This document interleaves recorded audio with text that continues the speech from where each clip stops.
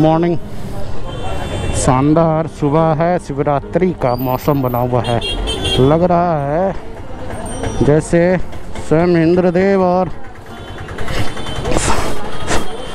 बारिश करके मौसम बना रहे हैं, बढ़ रहे हैं। जय महाकाल।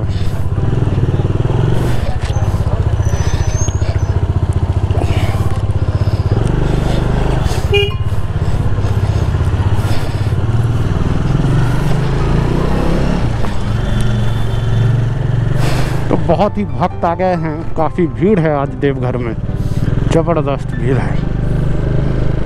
तो अब हम बढ़ रहे हैं वापस, सारे पूजा पाठ के बाद। और ज़बरदस्त मौसम है, ना ज़्यादा गर्मी है ना ज़्यादा ठंड, बारिश भी हुई है। हम तैयार है भक्तों के स्वागत के लिए।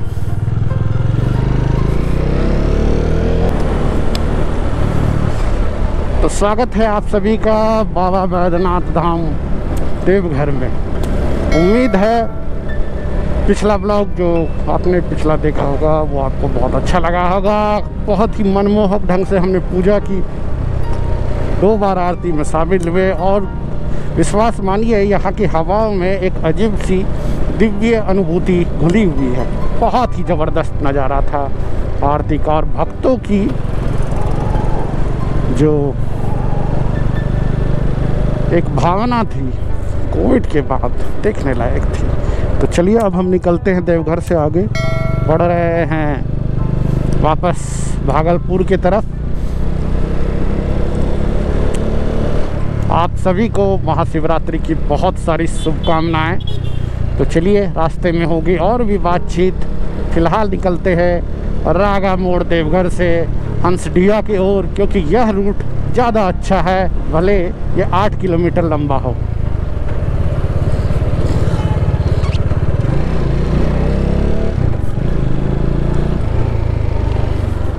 श्रद्धा, ये है मन्नत। पैरों में होने वाली तकलीफ़ का आप अंदाज़ा नहीं लगा सकते, लेकिन पैदल चलते ये कांवर ले बढ़ते, ये है श्रद्धा।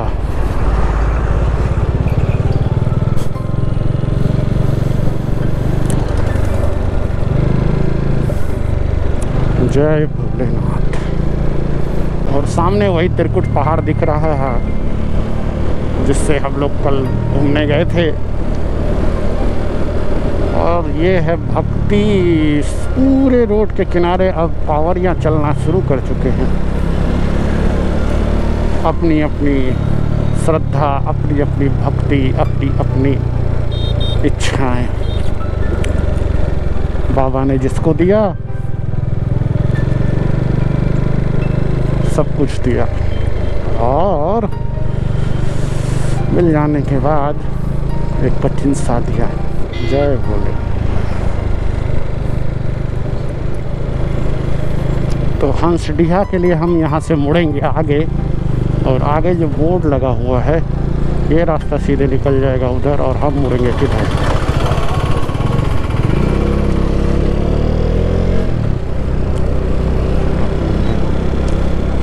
भागलपुर है यहाँ से 109 किलोमीटर, हंसडीहा 37 और गोड्डा 70। मूसलाधार बारिश शुरू हो गई है, पूरा शिवरात्रि का मौसम बन रहा है। निकले थे हम देवघर से हंसडीहा के पास, भारी बारिश, और ये देख रहे खूब बिजली चमक रही है। यस,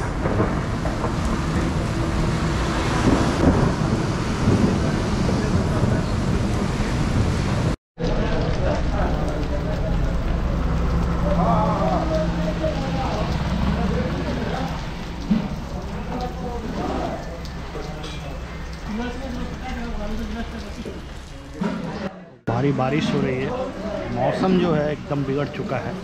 और महाशिवरात्रि के समय ऐसा कहा भी जाता है कि भोलेनाथ की बारात में भूत प्रेत पिशाच देव दानव सब शामिल होते हैं, तो हर तरह से मौसम बदलता है। और बारिश की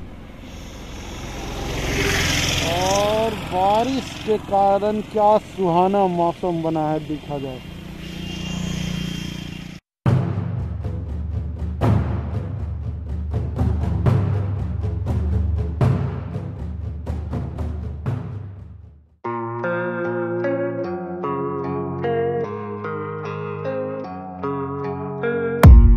I don't really know what comes next. I'm just doing my best, even though I'm so stressed out. Everything just feels like a test that I fail, so depressed when I can't seem to get out.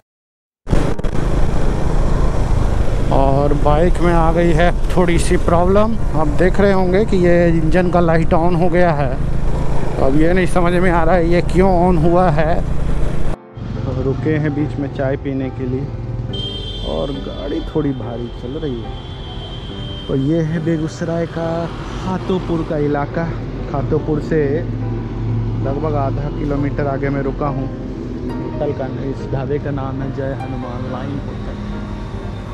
इंतज़ार कर रहे हैं अपने मित्र का, आ जाएं तो फिर आगे की बात। फाइनली 8 साल बाद हम लोग मिल रहे हैं। तो थोड़ी सी बाइक में आ गई है परेशानी, थोड़ी प्रॉब्लम। अब ये मेरे समझ से बाहर है, क्योंकि मेरा इंजन का लाइट कंटिन्यूअस ग्लो कर रहा है, जो अमूमन थोड़ी देर स्टार्ट के बाद बंद हो जाता है। तो ये देखने की बात है कि आखिर ये क्यों ऑन है।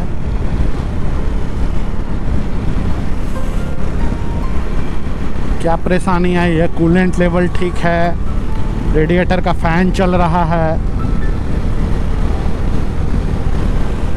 बाकी मुझे ये समझ में नहीं आया आखिर ये हुआ क्यों। और ये भी रिसेंटली, क्योंकि पेट्रोल मैंने लिया था बीच में, तो वो भी ठीक है। ये गाड़ी में ऐसा